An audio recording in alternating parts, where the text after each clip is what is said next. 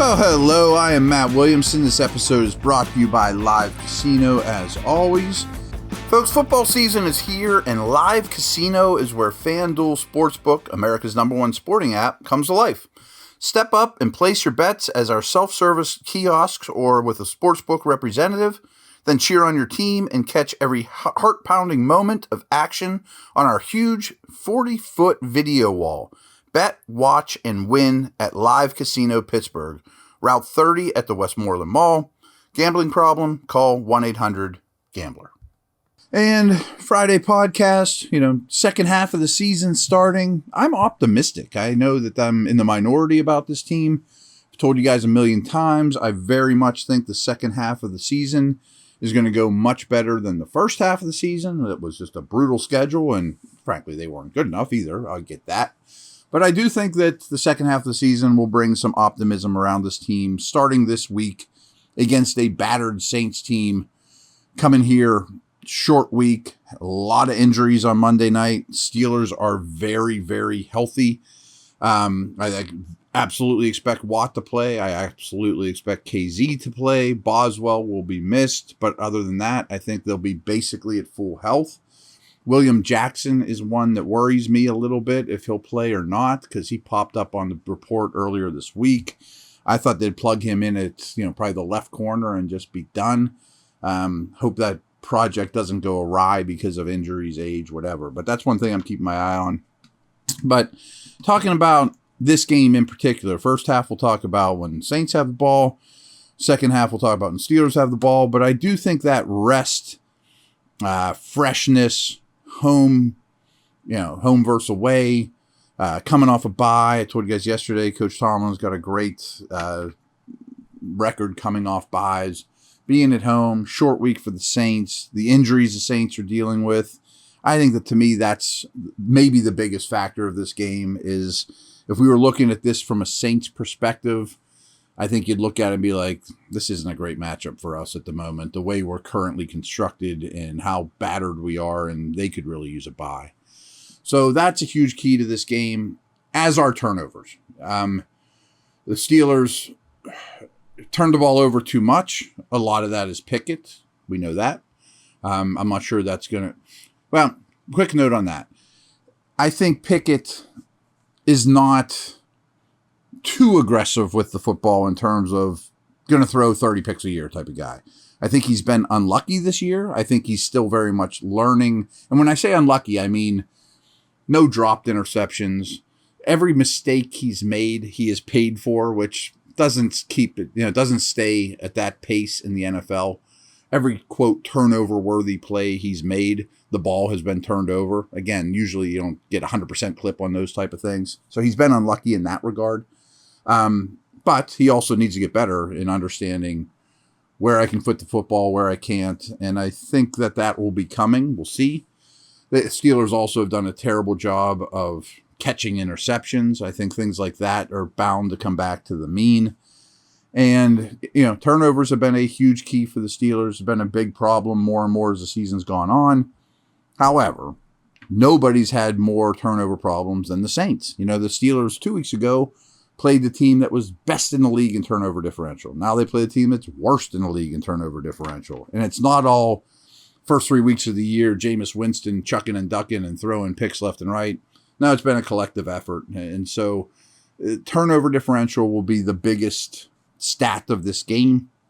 And history shows the Saints usually lose that. We'll see. I mean, it doesn't mean it's guaranteed. A big problem for me, if I'm looking at this through a Saints lens, is interior O-line has been an issue, and now their center, who's a really good player, probably doesn't play in this game. I'm expecting a fresher Ogunjobi, a fresher Cam Hayward. I'm sure his older body enjoyed the time off. I think that interior pressure will be something the Steelers win at, as well as interior run defense. Dalton doesn't handle interior pressure particularly well. They also know how to pressure him with all their extensive familiarity with Dalton. They know his strengths and weaknesses. They have a great record against him. I think that really plays to their advantage. And Ryan Ramczyk's a phenomenal right tackle. But TJ Watt's better, and Watt's going to play. I basically know that as a fact. That to me presents problems. And then the left tackle situation, I think, absolutely favors Highsmith. So the Saints, when right, have a very good O-line. They invest in it more than most teams, which I respect to no end. But it's kind of in a bad place right now. And the Steelers, back to the freshness, injury stuff, up front is in a much better place. The other key to when the Saints have the ball is I really think you need to structure your coverages around two guys. Kamara, which is hard to do. It's hard to structure coverages around a back, but maybe you play a little bit more dime when you would play nickel. Maybe you play a little more nickel when you would have played base. And what I'm saying with that is you get a safety on Kamara instead of a linebacker. You know what I mean? Or you play some zone stuff, but you have one guy following almost a box and one all over Kamara as a receiver. And of course, he's a problem as a runner too.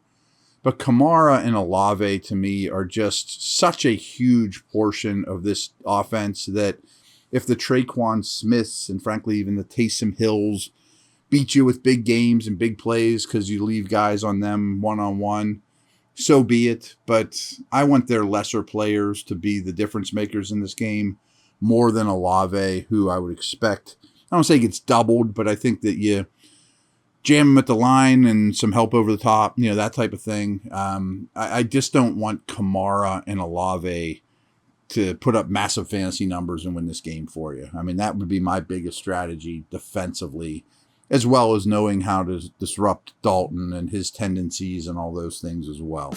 And we talked about the line issue, which I think absolutely favors the Steelers' defensive front. So we will be back in a moment, talk about when the Steelers have the ball, some keys to the game in that direction.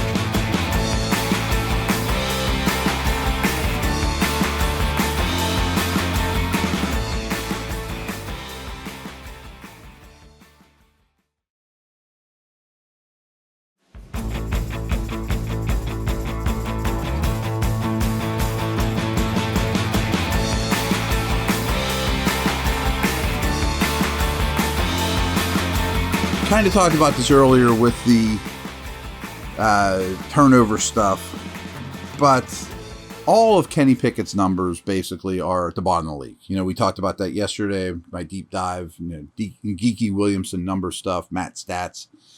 But I do think this is an easier matchup than he's had. I very much think time away from the game to reflect and understand, okay, now I know what NFL football is. I know when to hold them, when to fold them. There'll still be a lot of mistakes, as every rookie does. Trevor Lawrence is a phenomenal prospect, and he's playing pretty well, except his red zone is a real problem. Red zone for Pickett is a real problem right now. That 10 to 20 yard range is a real problem that I talk about all the time. The tough stuff, let alone you compound that with no running game and bad starting field position and no explosives and, the turnovers, of course.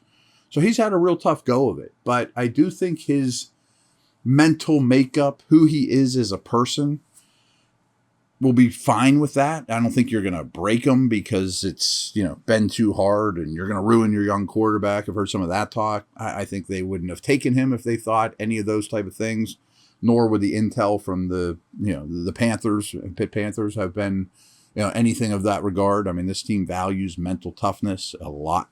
And I think Pickett has it. I think he has maturity to look back and say, okay, I understand some things I was doing wrong. I think I can fix some of those things, and it won't be fixed overnight. But I do think he will be a better player in this game than he has in, frankly, any of the games he showed up so far. A huge key to me, and I don't trust this part of it, what's Najee Harris look like after the bye? What's this run game look like after the bye? We've all heard the rumblings of Najee versus Warren. Could Warren go into it, eat into his touches? I think that's absolutely a possibility.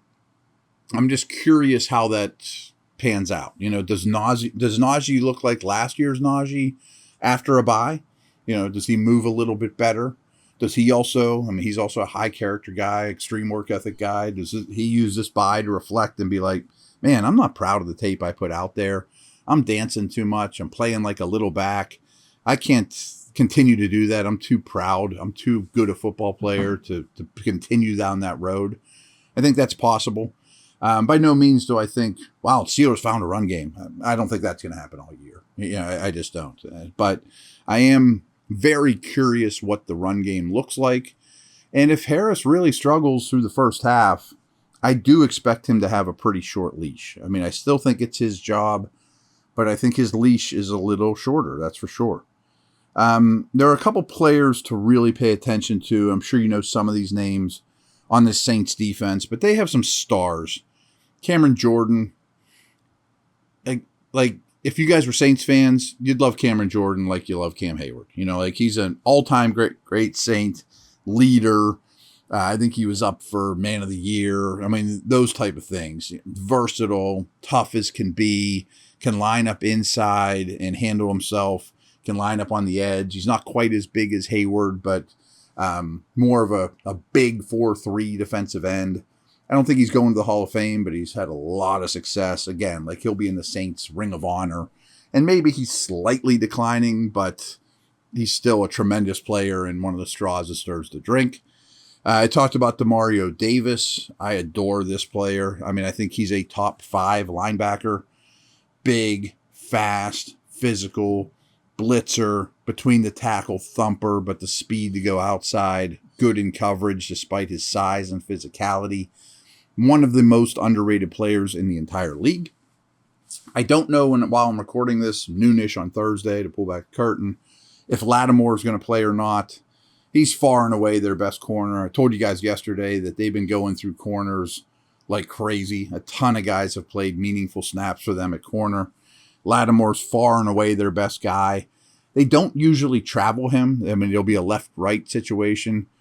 And if he's out there and looks as good as usual, I think you go the other way. Adebo's the other starter, younger guy. He's had a really tough year. So if Lattimore goes, I'm not saying you never throw his way, but you target the other side with extreme regularity. If Lattimore doesn't go or looks compromised early on, I think it's bombs away on the outside that Johnson and Pickens should both have big games. So, and the other issue here is Tyrann Mathieu, Honey Badger, as well as Davis, as well as Marcus May. He's a free safety. Honey Badger plays a lot near the line of scrimmage. Werner is the other linebacker that never leaves the field with Davis.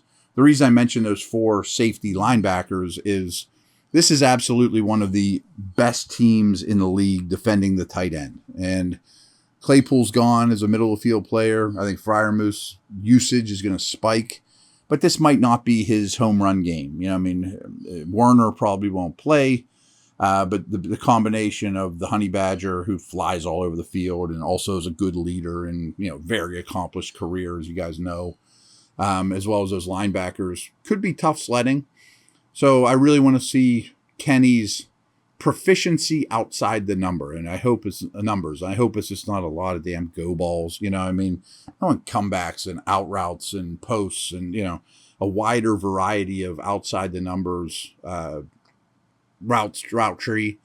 But I think Pickens and Deontay both could have very good games, especially if Lattimore's not out there. But even if he is, the other corners, who we'll just call them other corners in quotes, are all very susceptible. So I'm picking the Steelers to win this game. I think this is a bad matchup for the Saints in terms of having played Monday night, then on the road, all the injuries, Steelers off the bye, Tomlin's familiarity with Dalton. And maybe I'm too much of an optimist, but I think this is the beginning of a respectable and encouraging second half of the season. All right, I will do a Sunday night pod between the 4 o'clock games and the night game, giving you all my thoughts on Steelers Saints. See if I got any of this right. All right, take care.